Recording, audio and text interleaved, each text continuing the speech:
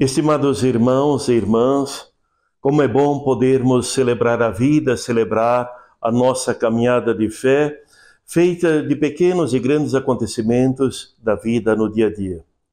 E a nossa Diocese de Caxias do Sul está celebrando seus 90 anos de criação. Para revermos a nossa caminhada histórica feita de tantos momentos bonitos, onde tivemos o protagonismo de bispos, de sacerdotes, religiosos, religiosas, lideranças do nosso querido povo de Deus. Foi preparado um documentário em 9 capítulos para revermos a nossa história e, acima de tudo, celebrarmos como povo de Deus a caminho da casa do Pai, os acontecimentos e também a vida espiritual e social do nosso querido povo de Deus, da nossa Diocese. Creio que muitas pessoas, ao longo desses 90 anos, foram protagonistas em primeira mão da história da nossa Diocese, mas ajudaram a construir essa igreja viva, também sendo protagonistas na ação evangelizadora, nas pastorais, nos movimentos, nos conselhos. Isso tudo graças a esse espírito empreendedor, esse espírito de pertença que existe no nosso querido povo de Deus. Como é bom podermos celebrar e colocar diante de Deus o caminho percorrido, a nossa história de fé e vida celebrada, o trabalho desse querido povo, o crescimento das comunidades, as paróquias, o crescimento das cidades, que de pequenas vilas hoje são cidades pujantes, fortalecidas economicamente, também com um povo trabalhador, com um povo que valoriza a família, as tradições e, acima de tudo, a vida de fé, celebrada em comunidade e na família. Por isso, louvemos e agradecemos a Deus, que sob o olhar paterno de Deus, mas também materno de Nossa Senhora de Caravaggio, nos ajudou a percorrermos esse caminho, iniciado pelos imigrantes e por tantas outras realidades culturais que fazem parte da nossa Diocese. Juntos, construímos a história de fé e vida. Entre incertezas e sonhos, milhares de italianos partiram em busca da cocaína. Agarrados à fé, trouxeram nas mãos o terço e nos baús a devoção à Mãe de Deus e aos santos. Fé e vida juntas superaram desafios e surpresas e construíram essa história que já dura 150 anos. Eu diria que os imigrantes italianos foram importantes para o desenvolvimento da região colonial italiana no Rio Grande do Sul, e eles tiveram esse papel, de promover, além do desenvolvimento, a manutenção de uma série de instituições que eram importantes na antiga pátria. Uma delas é a questão da religião, principalmente porque a maioria dos italianos que chegaram nessa região, provindos da região do Vêneto, da Lombardia, do Piemonte, eram católicos, e vinham de trabalhos na antiga Itália, a Itália recém tinha se unificado, vinham de trabalhos onde a principal experiência era a terra, e a terra eles deviam muito. Então nós vamos ver que o perfil desses italianos, além de eles serem de regiões, de comunidades pequenas, de uma Itália ainda não unificada, não terem uma identidade de italianos, e sim uma identidade do povoado a qual eles pertenciam, era a religião. Eles vieram embora, assim, provocados por uma propaganda dos governos italianos e brasileiros. Era eles na terra, Deus no céu, acreditar, trabalhar e economizar. Quer dizer, a regra econômica dele: precisa economizar se nós queremos ir para frente. E a família, porque tinha que ter mais que um. Quer dizer, um só não ia morar numa colônia e trabalhar. A Diocese de Caxias do Sul, ela é uma diocese que tem uma marca muito forte para a realidade da imigração. E dentro dessa realidade da imigração italiana, principalmente, que foi a grande compositora de todas as comunidades e paróquias da diocese, com algumas exceções, é claro que veio uma espiritualidade muito forte, marcada pela realidade da igreja e onde os imigrantes vieram, no contexto que eles vieram, logo depois do Concílio Vaticano I.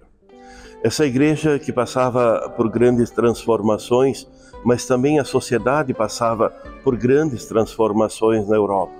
E aqui chegando, esses imigrantes praticamente tiveram que desbravar a realidade das florestas e tudo mais, e a força da fé fez com que eles se unissem em comunidade, construíssem igrejas, escolas, hospitais, uma caminhada de vida e de fé muito forte, que foi um grande suporte para que eles pudessem vencer a saudade da terra natal, familiares e amigos, e ao mesmo tempo reconstruírem a vida a partir da realidade da comunidade, também do ponto de vista da fé. Se não tinha dinheiro no início para colaborar com as construções, as pessoas davam do seu trabalho, algum dia por semana, alguns dias por mês, a pessoa vinha trabalhar na construção da igreja, depois nas construções dos salões, depois para abrir estradas também desde o início. Então eram formas assim, somente venceram porque foram capazes de se aglutinar. E acho que esta é uma resposta também para o nosso mundo moderno. Se juntando, tendo os mesmos objetivos, nós conseguimos transformar muitas coisas. E a religião, eu diria que ela foi um elemento identitário muito forte da cultura que eles trouxeram, porque alimentava as metas de vencer os obstáculos que eles enfrentaram, principalmente em locais desconhecidos, como era o caso do Rio Grande do Sul. Nós temos aqui, pelos estudos de arqueologia, né, a identificação de caigangues, de coroados, de xoclengues, né, esses são alguns povos de uma determinada tradição, né, do chamado tronco linguístico G, que observando a chegada de imigrantes, a gente tem no território mais amplo, né, a chegada dos imigrantes alemães, já a partir de 1824, a presença de lusos brasileiros também aqui nessa nossa região, e depois já certamente observando, né, a chegada, a presença de imigrantes, no caso italianos, né, eles vão então se deslocando, né, desse território e ocupando outros territórios, né, para que mantivessem a sua cultura e também a sua sobrevivência. Os indígenas, povos nômades, tiveram pouco contato com os imigrantes. A cocanha, terra da fartura, precisou ser construída. A nova pátria os acolheu, mas unidos eles construíram as primeiras colônias, vilas e cidades. O tripé, fé, família e trabalho, sustentou essa caminhada. Mas na realidade eles construíram o país, né, da fartura, do progresso, etc., com dois elementos que eles mesmos apontavam como fundamentais: a fé e o trabalho. E na dimensão da fé, houve desde o início, né, a vida de religiosos, né, para dar reforço, né, aos imigrantes que estavam se instalando aqui, não é? E muitas coisas as próprias comunidades criavam elementos religiosos, né? Um dos mais marcantes, na minha opinião, é a criação dos capitéis. Você andando pelo interior das colônias, de vez em quando dá de frente com um capitel onde tem uma estátua de santo, onde é um lugar de devoção, mesmo não havendo um padre, um religioso para dar apoio, suporte. As próprias famílias dos imigrantes criaram instrumentos de religiosidade. Tiveram um potencial de trabalho muito forte, principalmente porque toda a ocupação do território no Rio Grande do Sul, no nordeste do Rio Grande do Sul, foi feita por italianos. Trouxeram a fé junto, né? Trouxeram a fé junto e começaram. Eles tinham falta de se reunir, rezavam, vamos supor, né?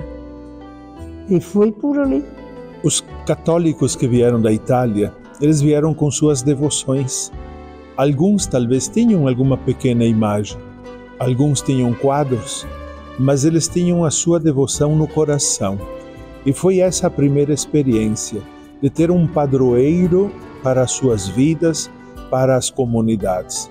Tendo um padroeiro, é um modelo de alguém que viveu a vida cristã.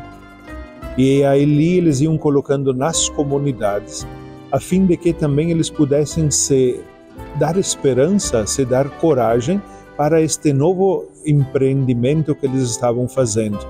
São 150 anos já da história dos italianos aqui na nossa região. Nós jantava e se rezava o terço e as orações do Pai Nosso até a outra confissão, todas as noites. Todas as noites. E interessante que nós fazíamos de joelho. E depois da janta, né? Todos os dias, não falhava.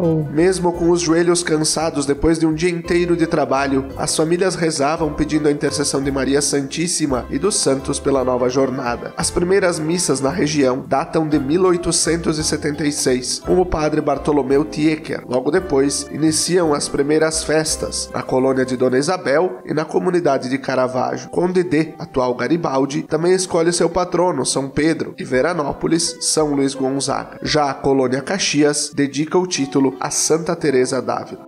As primeiras missas aqui foram celebradas nas casas. Por iniciativa de duas famílias, resolveram construir um capitel.